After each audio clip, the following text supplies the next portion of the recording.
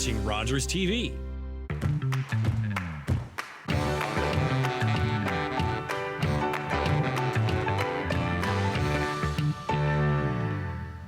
Welcome to this edition of Dufferin Life. I'm your host, Teena Avery. Thank you so much for tuning in.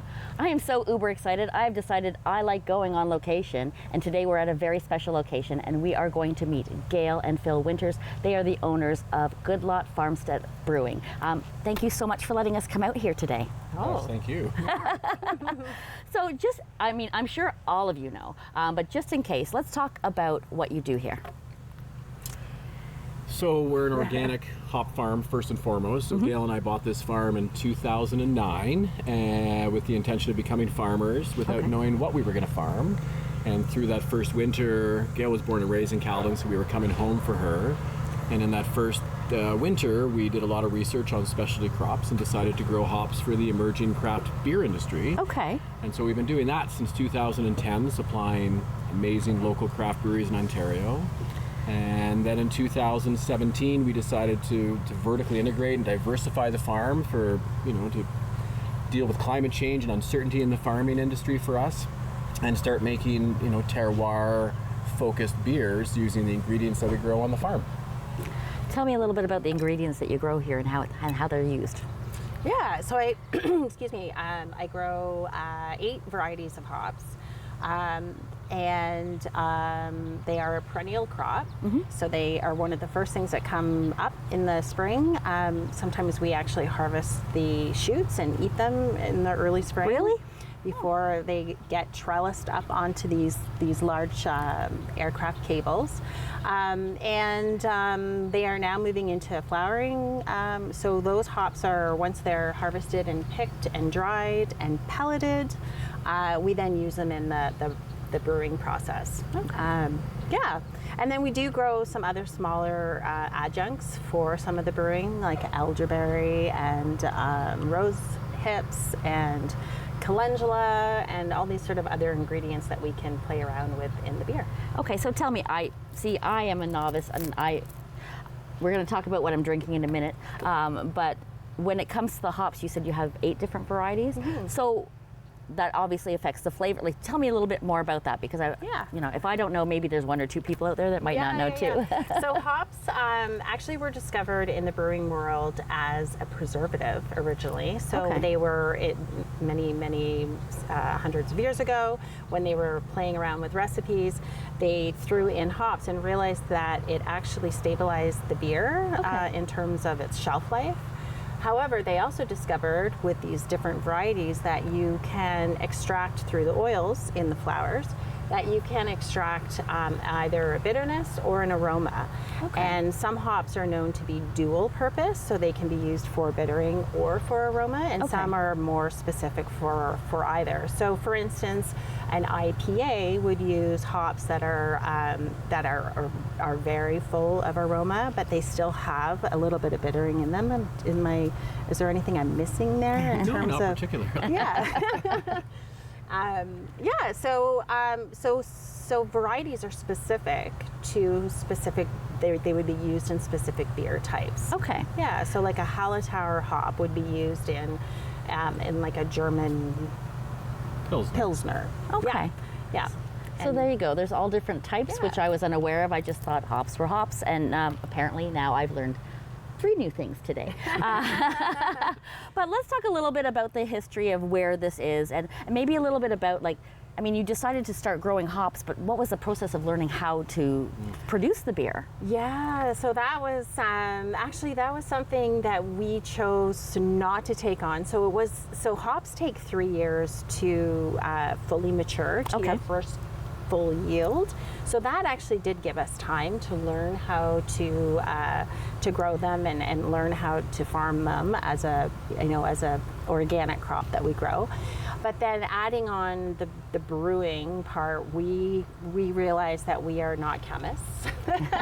So we do have a really excellent brewer by the name of Mike Brooks, and he And so yes, we did learn obviously quite a bit about the process, but he is our chef in that department. And actually today you'll get to meet him on the canning line. We can't wait. We're gonna get a full tour today for sure. So let's talk about this. This is not beer. This is a non-alcoholic drink that's here. But I'm gonna try it for the first time. Oh, that's delicious. That is delicious. So tell me a little bit about what we're drinking. Okay, so what you are drinking actually is from a different farm, a farm that we love, and we love what they do. They're also a regenerative farm, and they are a cidery. They're called Heartwood Farm. They are located in Ospringe, and what you are drinking is straight cherry juice that they've carbonated. Oh, yeah, it's delicious. It is good. And then we also have a non-alcoholic option, and this is called Trellis Hop Fizz. And this is actually where some of the farm adjuncts that I was talking about gets used into. So this is sparkling hop water. So we take flowers from the hops and steep them, and then we add in things like Russian sage, calendula, borage that we grow on the farm. Okay. And it makes this really lovely botanical sparkling water. That's absolutely amazing. Yeah. Well, it is delicious. And I love the fact that people can come here and have a non-alcoholic drink as well, because not everybody is a drinker, not everybody's a beer drinker. Yeah. But, I'm going to come back off camera and give this a try. For sure. So just, where are we sitting? This was the original... Yeah, this was the original Pinckney farm. Pinckney family is well known in the area. This is one of their farmsteads, their homesteads. I believe we are the 4th or 5th owner of this land. We do know a little bit of the history and have been in touch with the Pinckneys. In fact, there's a little willow tree memoriam, thank you, of the patriarch. But we bought this land in 2008, and so almost 15 years ago now. Amazing. But this space was originally, we're sitting on the original footprint for their stone barn that they had. Okay. Their bank barn. The other buildings, which you'll see a little bit of, are one of them dates to 1870. The brewery is more of the 80s, I believe, 1980 was built. But the farmhouse itself is 1890 as well. Amazing. Yes, and it's just under 30 acres. Well, let's go take a look at another spot. Great. So here we are amongst the hops. Tell me, what makes this particular farm different from all the other farms that are producing local beer? Great question. So, first and foremost, we grow ingredients for the beer here on the farm. Every beer that we produce contains 100% Ontario hops. Wonderful. So we may be the only brewery on planet Earth that actually can say that. So about 26% of the hops in our beers come from this farm, and then the rest we source from 2 or 3 other local hop farms that are all within about 100 kilometers of where we stand. Okay. So that's the first principle. We call that hyper-local farm-raised beer. That Ontario terroir is kind of inside all the beers. That's the sort of the first principle of sustainability for us here on the farm. So the concept when we started farming and then making beer was to not have any impact on the planet.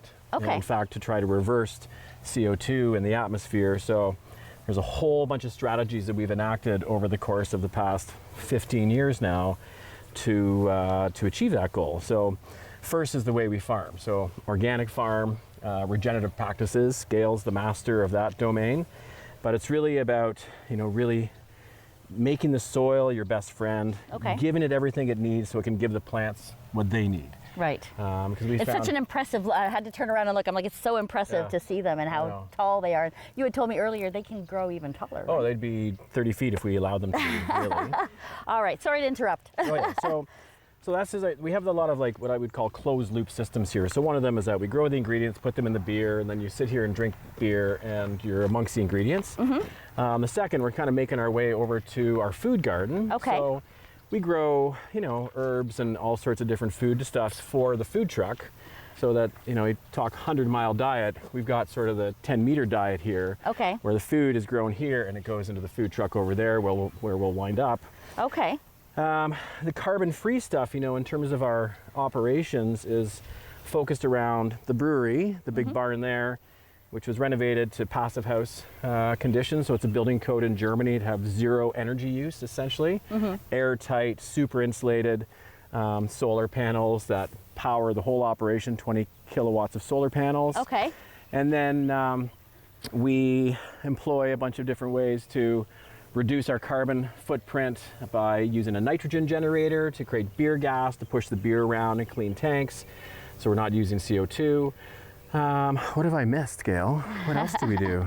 Well, we have our circular economy with Waste Not Farm. Yeah, and so really important partner who I think has been on your show, Waste Not Farm. All of our food waste, containers, forks, everything goes into a compost bin. Okay. And Waste Not Farms comes here and they pick up that waste, take it to their vermiculture farm, turn it into beautiful high nutrient soil, and then they bring it back here and we put it on the hops. Okay. So it's very, very circular in that case. Absolutely. And our spent grain is picked up by a local farmer, Correct. Jean-François, who runs Chickadee Hill Farm. Okay. Which is a kilometer and a half away.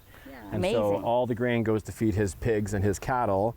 And then in turn, we purchase beef and other things from him to serve on the food truck that's been raised on the spent grain. So we're trying to eliminate all waste on the farm. We're trying to make sure that we're sequestering CO2 in our soil through our farming practices. And right now, we are sort of zero carbon emissions on our entire operation. That's here. amazing. So 80% of our energy comes from our own solar systems. The other 20% we buy from Bullfrog Power, Okay. which is an amazing company that creates green energy that we can buy. And so, the principal idea is that in the 21st century, the world is carbon loaded.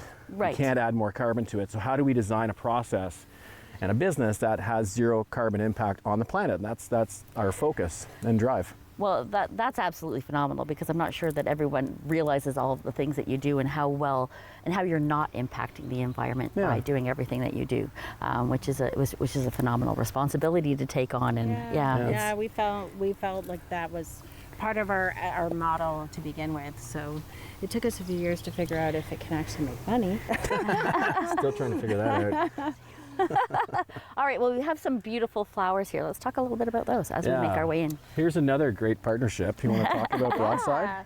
So this is Broadside Flowers. She is a grower / florist who is usually found every Saturday at the Georgetown Farmers Market. Okay. But she beautifies this patio, so we get to use her flowers on our patio, but she also needed some extra space. So it was a really great way to highlight her business, and she highlights the beauty on this farm. She's planted it like a rainbow this year, which is really fun. It is absolutely beautiful, for sure. Well, we're just making our way into the spot here. We've got a couple minutes left, so let's talk a little bit about the food truck that's here and some of the things that happen. Yay. I mean, folks will know, so we have a food truck and this is our second patio. This is the Good Spot. And if people remember, people, of course they know, in Orangeville particularly, Solive, most popular restaurant in Orangeville for many years. And so Phil Dewar, who's the owner and proprietor of Solive, is now the chef de résidence here at Goodlot at the Good Spot. So he's here 4 days a week, Thursday through Sunday, making delicious food that we all love from Solive, but now it's here in this beautiful little food truck. And you were saying you grow some of the food that he's using. Yeah, food from there comes to here. Phil's really into that concept, so he's really been promoting that with us, and so we're trying to grow as much as we can for him as possible. Yeah, That's mostly amazing. Culinary herbs, and flowers, and things that he can put in his dishes. Yeah. That is phenomenal. Well, we're going to talk a little bit more about partnerships in a new location.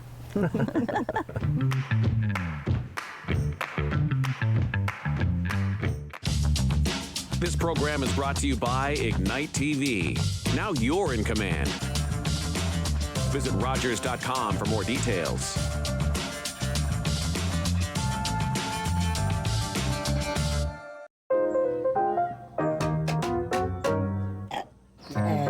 Bless you.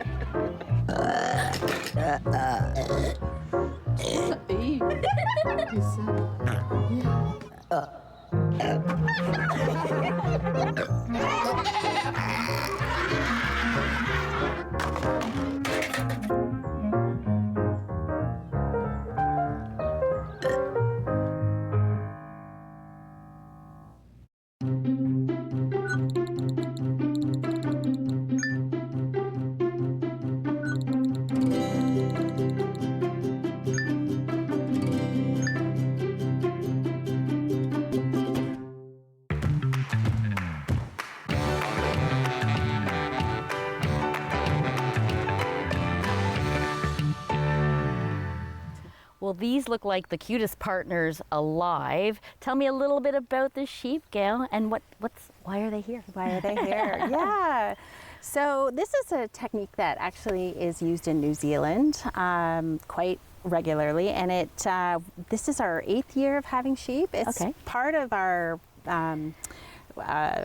process of doing regenerative farming, but these livestock come in, these little sheep, and they'll actually do all the lower pruning for me and take out all the weeds to help with mildew control. Okay. Yeah, and while they're doing that, they're kind of fertilizing as they're going around. They're very hot today, so they're not overly active. Well, you know what? I'm of the opinion that they're here because they know the camera's here and they wanted to make my shot extra cute for this part of the segment. They are great. These are actually what we call rent-a-sheep. So there's a shepherd up in north of Barrie, and I have been borrowing her sheep for, I think this is our 8th year, and she drops them off and they're here for 2 months. Yeah. Sooner than later they'll get to work. And you said they were just born in March, you said? They were, yeah, just born in March, and then they'll go back to her farm, and actually they've been sold. They're going to another farm in the fall. So, okay. Yeah. So they are one of the techniques that we use in terms of regenerative farming practices. And some of the other techniques is water management, is keeping your soil covered, which is why my yard often looks kind of messy, and I'm okay because I'm also trying to encourage the diversity and biodiversity in the yard. So all these Queen's Anne's lace and daisies and stuff all help bring in beneficial bugs, which help with the balance of the pests in the yard. Yeah, we don't use any synthetic fertilizers or herbicides. We'll try to use either biological controls or mechanical cultivation to manage either mildews or pests and that kind of thing. So yeah, so once these hops, so they've just started getting into the burr stage, which means that they're heading into flowering. And that flowering starts as soon as we went through the summer solstice. So as the days started getting shorter, they go into reproductive stage. Okay. The flowers will come in fully at the end of August, which at that point we will come in here and cut all of these bines. We actually call them bines, not vines. Okay. And we take it off-site to another partner farm that we work with called Tavistock Hops, and we go there and we'll put all these bines through their combine, so he'll separate the foliage and the flowers, and then he actually dries our flowers down to like 8%. He then mills them and then pellets them into, it looks like almost like rabbit food. Okay. And then it's shipped back to us in Mylar storage bags. And that is actually what we then give to our brewer, who would then use them in the kettle for that process. Okay, well, we should find out a little bit more about that process, so let's do that. Let's do it. Okay, perfect. So now we're going to get a little bit more into the canning process. So the hops come in, they come in Mylar bags, and then what happens to them? So this is where we start to deploy the ingredients that we grow on the farm. So this is our brewery behind us. It's about the smallest commercial brewery you'll find. And the beer making process is sort of a, let's say, a 5-step process. So first thing is you're mashing grain into a big vat of hot water. Okay. It's like steeping tea, essentially. And so you're extracting the sugars and the flavors and some color out of whatever grains you're putting into that big kettle. I shouldn't say kettle because we're not boiling it, it's just sitting in hot water steeping. Okay. And then we transfer that sugary liquid into the kettle. Most people associate brewing with the big boiling, rolling kettle. And so that's where you actually boil this sugar water. Okay. And in that process, you're kind of killing all the volatile organic compounds, impurities out. You're pasteurizing, essentially. That can be anywhere from 60 to 120 minutes of rolling boil. And that's where we rip open the Mylar bags and start throwing hops in. Okay. So you can have up to 3 additions of hops in that boiling process. During the boil, multiple times, at what's called flame out at the end when we're whirlpooling the beer. And then what's really critical is to transfer the beer into the fermentation tank. So all these taller tanks you see behind us, it goes through a a cooling process through a bunch of cold plates to bring the temperature down. Okay. And then you put it into that tank, and that's where you add the yeast. Okay, so now we're into that fourth key ingredient, is adding the yeast, which is just a single cell microorganism that comes to life in the sugar, eats the sugar, and the byproduct of it eating the sugar, it converts sugar into CO2, so bubbles, and alcohol. So the more sugar we put into that tank, the more alcohol we're going to get in that tank. Okay. And so it can sit in rest in that fermentation tank for up to 10 weeks, 12 weeks sometimes, but normally it's a 4-week process for us. And gradually we bring the temperature down. The yeast goes dormant because the temperature goes down. Like, it's too cold, going to sleep now. All flocks out to the bottom. Like me in the winter. Yeah, like we want to bundle up and do nothing. And then it goes through a bright tank ultimately for packaging, which we're doing today. Okay. And then Northern Canning, another one of our partners who's in Caledon as well, they're down in Bolton. This is all mobile equipment they bring in, and they set it up. Super professional, super amazing team. And that beer goes out of one of these tanks into the cans. Okay. And the cans then go onto the shelf and into our bellies. The good part. That's the best part, the ending. The best part, for sure. So when the canning process starts, like, how does it, I'm assuming that the lid gets attached and it's the whole process, yeah? So empty cans, either like silver bullets, which we're going to wrap a label on, a one-off, or it's a sleeved can. That's something we do all the time. That gets purged with CO2, so get all the oxygen out, because oxygen is the absolute enemy of beer. That's what deteriorates the beer very quickly. So you're trying to make sure that can, which is exposed to the atmosphere, all the oxygen is out. You're putting CO2 in, which is heavier, so oxygen stays out. It moves along, arms go in, beer fills up, and then it moves along, and then a cap gets dropped onto it, and then it moves along, and it goes through a spinner to spin the caps on. So cool. Then it gets washed, and then it gets packed, then it gets boxed and put away in our cold storage. That is absolutely amazing. We're gonna go and find out some information about all of these beers right now. Yay!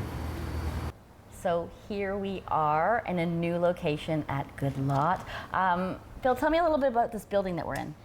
Yes, so this is the oldest building on the property. It's the old drive shed. It's about 144 years old. Okay. And until about 2 years ago, it was an old drive shed with a dirt floor, and we kept all sorts of things in here. And then under Gail's direction, she decided we needed a 4-season space to host people, bottle shop, tasting, events. And so we started a renovation here with another partner, Cambium Farms, which is a great wedding venue down the road. Yes. They also a construction company. They came in, lifted the whole building up, built a new foundation, dropped the building back down. And so now we sit inside a building that we opened in the fall last year. So Okay. it's the first time we've had really a 4-season space. The tin behind us is the old roof. We've kind of recycled and reclaimed everything we could out of the building, but all the timbers are the original timbers, and we really wanted to highlight this amazing construction from, I think 144 years ago, raising these barns. And it's really become the epicenter of the whole farm now. Nice warm fireplace in the winter, got a lot of après-ski. We do lots of events in here. It's a great new space. Amazing, amazing. And I'm thoroughly impressed with everything that you do here, but just the reuse of all of the different, like the roof and everything, and just kind of trying to keep as much of it, and it's very impressive. So now we're going to get on to the good stuff. I'm going to learn a lot right now, and so are you. We're going to talk about the beers and the difference between them. Sure. So I'm going to turn it over to you, and we're going to start with this one here, which is the one I've had. Make our way delicious. from my left to the right, but so we've talked about the beer making process a little bit. A lot of it, the 4 key ingredients of beer: yeast, water, hops, and cereal grains. Okay. And so the combinations that you put together of those 4 key ingredients is what drives the flavor and alcohol, levels in all of these beers. And so kind of moving across the spectrum, the one we're most known for, our flagship beer, is the Farmstead Ale. It's the first beer we ever produced, sort of in test batches here. We fell in love with it. It's a pale ale. So, and it's strong beer. It's 6.2. It has like 3 different grains in it, and a lot of grain, because you're extracting that sugar out of the grain. So the more grain you extract sugar out of, the more alcohol you're going to get. So it's the beer everyone knows us for. So it's really delicious, easy drinking, but a pale ale. So it's got a hop presence and some strength to it. And then the one beside that, this is the Big Head. So that is we call it a West Coast amber ale.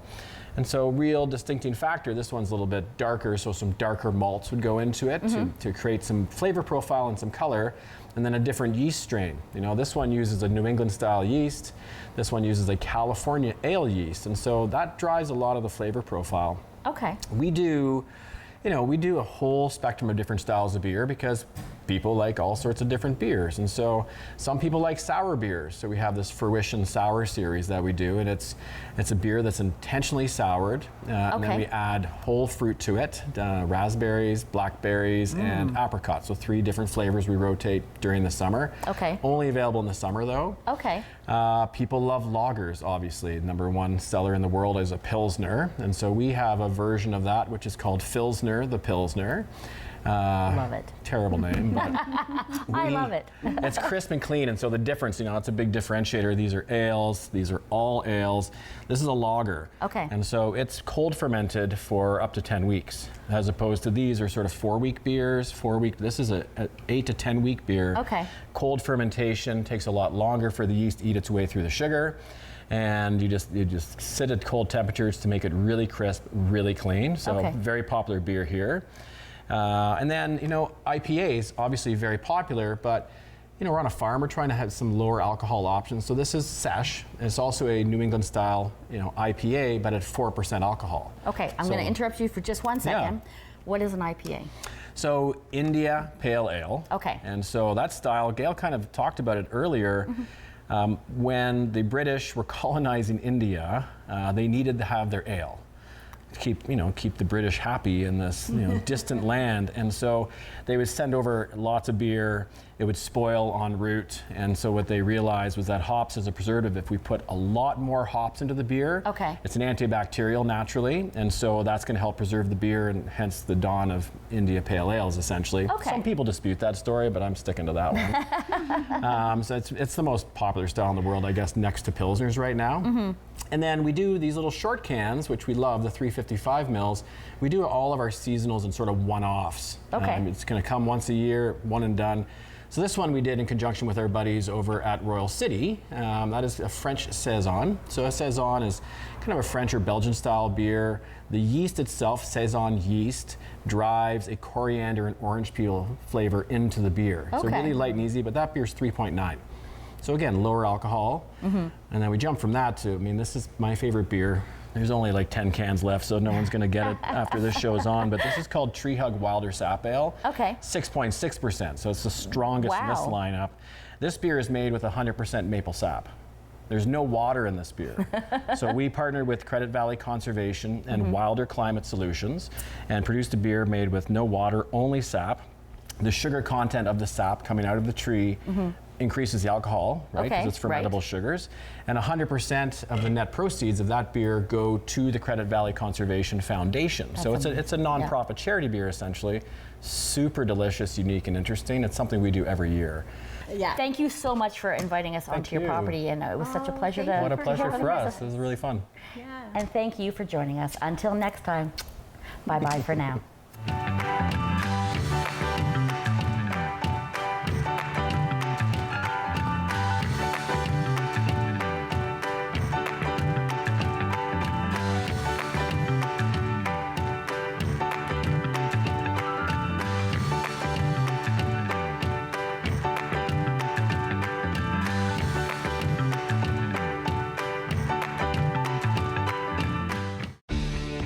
Connect with us by visiting our website or email us at comments@rogerstv.com.